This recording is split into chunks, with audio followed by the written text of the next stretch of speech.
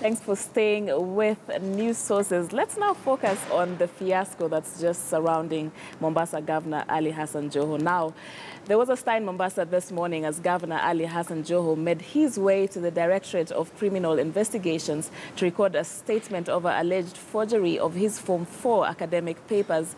Hundreds of his supporters escorted the governor to the police headquarters, where he recorded a statement with detectives. Yesterday, he admitted that indeed he got a D- in 1993 and that he has never forged his certificate. Has truth been the first casualty in the latest onslaught on the ODM deputy party leader? Is a question we're asking tonight. Hii nguvu ambayo anatumia sasa, atumie kushukisha bei ya unga nyumbani watu wanachakula kwa rahisi. Hii nguvu ambayo anatumia sasa, apigana na ufisadi katika serikali yake ya Jubilee. Hakuna kesi ya kisheria. Iliyoko ni kesi ya kisiasa. Msiwe na hofu. Tutashinda. Julie, I think this whole case has got everybody's heads spinning. And I think amidst all the back and forth, amidst all the different, counts of accusations, so to speak, do you feel like we're losing the truth in this, or what is this all about? I think it's a complex issue. First of all, our whole country has focused on Joho's KCSE certificate. Whether he got a D or an A, I think there are bigger things to worry about in this country, and also the way that, I know it's a requirement for a governor to have a degree. Maybe the forgery or not. Forgery or not, which it seems like it's a circus that's been created by someone. That's all I can say. And Joho, on his part, has milked it completely. He's come out as a motivational speaker, a visionary, my D. I got a D, but you see where I am today, So if somebody was trying to spin this the wrong way, it's not worked. It's working in his favor. But I do think that there are laws, and people need to have papers according to our constitution. But on the other hand, IBC has cleared police imposter, notorious pastor, oh gosh, and loads of other dubious characters. People who have confessed to be thieves. Yes, I think we're being a bit hypocritical about Joho's D. I think, okay, this is what I have to say, and we keep missing the point that, to be governor, yes, you need to have a degree. But if he has the degree, the real job is to be a politician. It's not to be a neurosurgeon. We're not. I don't know. In a sense, we are putting the Costarian people's lives at his, mercy, but he's not cutting them open, and.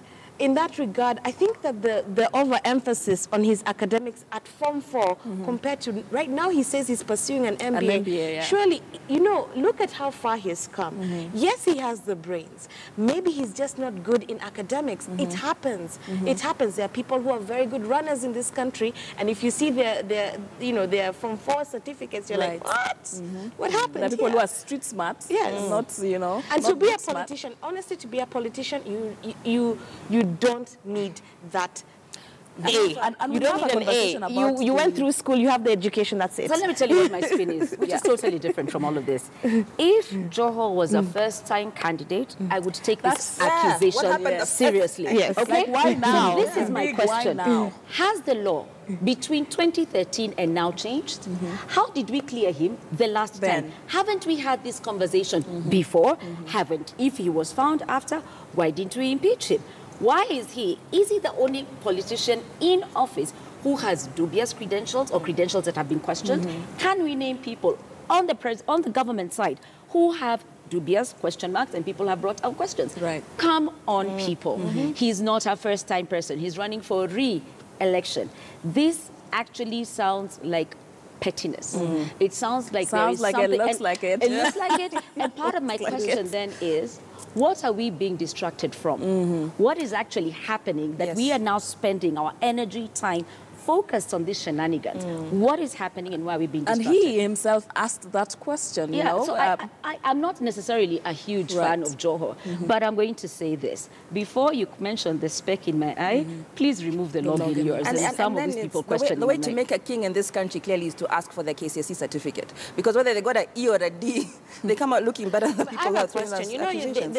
You're not even disputing that he got the education. Isn't the point to have the education, not to pass? I mean, if it's about passing, you know, there are people, honestly, and we know we're making a mountain out of a molehill. Some have even entered cabinet. I'm not talking about it, but yeah. Okay, Betty. Name's Betty. No, I want to live. But a bigger question is: do you need education to be a leader? Is it necessary? I think let's agree. We need some basics for you to be able to do it. So, because part of the thing is your job is to oversee oversight of budget, and yes, you can elect people to look at it, but you need to have some basic understanding of basic things to be able to run for office. Which is why I think an education is relevant and it's important, and we look for it. And I think it's a good precedent to set. But in this case, also to be fair, the people, the institution that has suffered the most here, apart from lack of credibility from people like the IEBC, because then you cleared him the last time, lack of credibility from the CID institutions, because then what research are you doing? There's a lot of... This personal battle is putting a lot of institutions' credibility at risk, which is not the foundation we want as a country. That's true. But let's take this Joho discussion forward. And the ODM party leader has waded into the Mombasa governor and President Uhuru standoff. Raila has threatened to impeach President Uhuru Kenyatta over what he terms harassment of duly elected leaders. Raila is now accusing Uhuru Kenyatta of abuse of presidential power. He now says the era when his father, Jomo Kenyatta, threatened to crush his opponents like maize flour is long gone. Can Raila impeach Uhuru, or is it just talk? I saw this coming. I knew how they were going to do it, and I had prepared myself, and I am ready. I'm going to face them. Wengine watasema, oh, explain the D+. I take pride of my results in the year 1993. And I should be an inspiration to other Kenyans that not doing well in Form 4 doesn't mean it's the end of the road for you. Right, so as they say, inspirational speaker there, you know, just becoming a visionary for the people who failed in KCSE. But he has a point. I mean, a D, okay, first of all, there are two issues. Did he forge his certificate or not? That has not been clarified one way or the other. If he did not and he got a D, does it matter? Do we care? And can Raila impeach President Uhuru Kenyatta for, or whoever it is behind the scenes, going for Joho in such an obvious manner over politics? I don't think anyone can be impeached for that. I think we have seen this happen over and over again. If it's not one party, it's the other. So I don't think impeachment technically is on the table. Plus, we're too close to impeach anyone. Plus, you will need a majority of people to impeach them. They do not have the numbers. So impeachment is off the table. Impeachment is off the table. Let's agree on that. But what recourse do they have against being so obviously targeted by the state? You know, basically they just have to ride the wave. I mean, I would do exactly what I would turn myself into the next Anthony Robbins, you know, sell like a it's book, all been laid out for him, you know. You know, sell T-shirts. You can do it too. The D+ is not the end of it. You know, even get a musician to do a song. So I would milk it and I'd use it for my re-election and just stamp it. What about accusing Uhuru of abuse of presidential power? Because Raila has accused the president of abusing his power as the head of state to basically use the machinery of state to go over a single individual over claims that have not been proven one way or the other. I think it's a very difficult accusation to make stick because the president has not he himself done anything. So it's the institutions that have. So who has gone? The CID want a statement about this. The IEBC have been questions. The school boards. So what have we done? How have we, this is for me a case of power that has then been utilized and people, you know, rallying behind the troops, but you can't pinpoint it. But then all these things started after that infamous statement by President Uhuru. You can say that. You can say that. But I can come back to you as the head of the school board and say we have been an ongoing process of checking people's certificates. He definitely has a defense. He definitely has a defense, but that doesn't mean that he's not. Let's also recognize we are in silly season. Okay, this is silly season, and as she has just said, I would ride it. I got a call today. I was some work and a client, and someone abroad is like, so who is Joho and why is this such a big deal right now? Right. You have given this guy a national platform. Right. He's no longer just the governor of Nairobi. He's now the face of The struggle. Yes. The struggle to How rise. have we made Joho the face of any struggle is my concern. He's the governor of Mombasa, just And to you know, the clarify worst, that. thing, the worst thing about it is that the institutions are making these accusations and they're getting egg on their face Yes. in the process. Yes. And as Lorna said earlier, that, you know, these are institutions that are actually suffering through this process. Absolutely. And so what I would suggest, I think that he has his lawyers. I think that he can pursue litigation or, you know, injunctions against institutions and bring it to an end if he desires. But my political strategy, write a book, write a song, you know, make it a bigger thing. My biggest puzzle in all this is who's advising these people, you know? I'm like, you really are playing to the advantage of Governor Joho, and there's no denying that there is a political These are people who twist supposedly to have a it. PR firm who manages all their Part of my communications concern output. is this. Part of my concern is this, is we are building, one, there's very strong positions now being taken by both sides. And Governor Joho has always had his ups and downs. But suddenly, you're rallying people who probably were not on his side to now support him. Right. Because then there's almost like an... It's a unified struggle. Yeah, it's a unified struggle. We're kind of all being attacked. Revolutionaries, That's one. man. But two, now you've got as a very place that is not necessarily the most stable. You've now taken extremely hardcore stance and now taken really opposing views. Right. So what happens come August elections if Governor Joho, with all his challenges, wins? What do you then do? Or then what happens if the other person legitimately wins?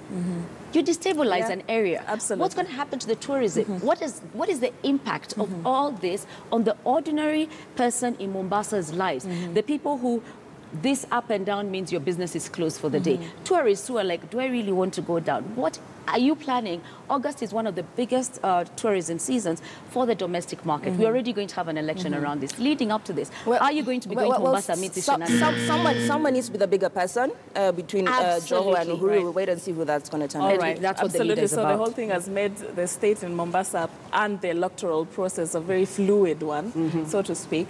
And let's just focus on what Betty had raised. And Mombasa Governor Ali Hassan Joho is indeed proud of his D-. He is among other politicians whose academic certificates have come under scrutiny. Just recently, Nairobi Senator Mike Sonko had to produce his academic papers. Should Kenyans expect more certificates in the future? And most importantly, do we need educated leaders or do we need the current ones to be role models? Saw this coming. I knew how they were going to do it, and I had prepared myself, and I am ready. I'm going to face them. Wengine watasema, oh, explain the D+. I take pride of my results in the year 1993. And I should be an inspiration to other Kenyans that not doing well in Form 4 doesn't mean it's the end of the road for you. All right, so just coming down to that conversation that we had about the importance of education and perhaps the quality of education and its relevance to leadership. I think part of what I was told when I was going through school is that education, the sum total is what is left, that it's supposed to make you a critical thinker. Through what lens should we be looking at this whole issue of academics? Okay, so this is the experience for the average Kenyan. You do your KCSE, you read hard, you pass. Somehow you make it to university, you read hard, you pass, you have the paper, you tarmac for years.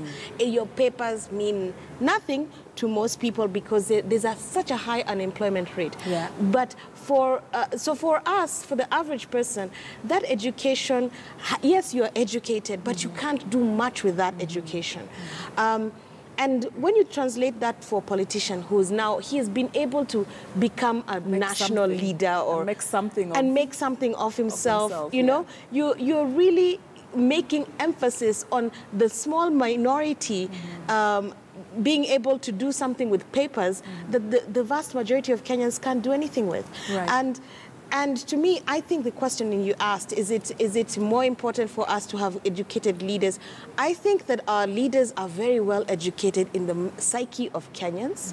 I think that they do understand governance the way Kenyan context would, the way it works in Kenya, and they also know how to be opportunistic about it and to manipulate the system. All of that is an education. Yes. Yes. Let me tell you. And so now, if you is hailing conmanship over here. There's all kinds of education. You don't have to go to class. There's all kinds of education. The point is, look, if they got a D+ and they were able to do that, if they have A's, you know, you hope that there'll be better leaders, but they're not.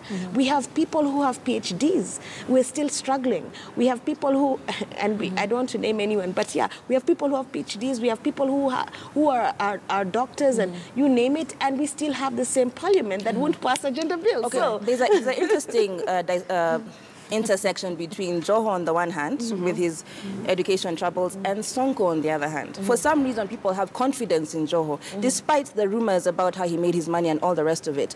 But when you're told that Sonko did he get an E or something, KCSE, for some reason, your confidence is less in him, and you're likely to say that Joho should go ahead. He's proven himself. He's standing for an MBA. So are we also judging...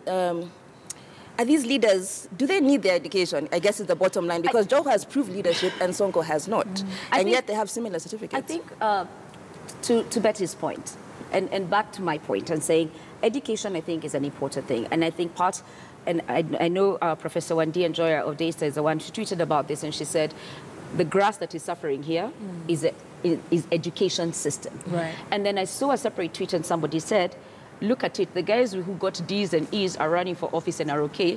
The guys who got A's, your doctors, are on strike constantly trying to get a pay rise. So in that one tweet, what you have done and what you have said, because this is from a young person, was you have destroyed the value of education. And let's not underestimate that for majority of the people in this country, the only thing that will change your status and allow you to improve something else is an education, at whatever level you get it. Whether you go to KCSE, it allows you to get into a technical course, or it allows you to go to university. So what I actually think is that what we actually need, though, is wise leaders. And I think education is almost beside the point. You cannot. Education does not translate into leadership. Exactly. So let's define those two. Exactly. The Wisdom same way separate. you cannot inherit leadership. Because your father was a good leader will not make you a bad leader. Because your father was a bad leader will not make you a bad leader. In that leadership skill sets can be taught, but they are not necessarily linked to how well you did or did not do in school. And my concern is, even though we have all these different people running for office and doing this, and I say this, lots of people go to school, very few come out with an education. And that for me is where I feel we are stuck in this particular space. We need people who understand that getting into political power, and until we shift this mentality, that getting into political power is about providing a service and is not for your own personal gains. We will respect that when you get in, you are a member of parliament. You're not the owner of the seat. I think that's the institution takes more value than you as an individual. Very good point, Lorna. Good point to end this show. And before we got here, we asked you, do you think Kenya requires the 2/3 gender rule enacted into law? Do you think that Kenya requires the 2/3 gender rule to be enacted into law? And on Twitter, we have some responses here. William Munga says the law should be deleted from the construction on elective posts, apply it in other areas. And 32% of you tonight have said yes, 11% of you are not sure, and 58% of you have said no. Thank you so much for joining us tonight on News Sources. I am Julie Masiga, joined by Betty Waederero, Lorna Irungu Masharia, and Sharon. 58% saying no means we still have a long way to go, at least in terms of, changing our view of this whole gender equality quest. But many thanks for joining us and for sharing with us your views on our subject tonight. I'm Sharon Mumanyi. Have a good night. Good night.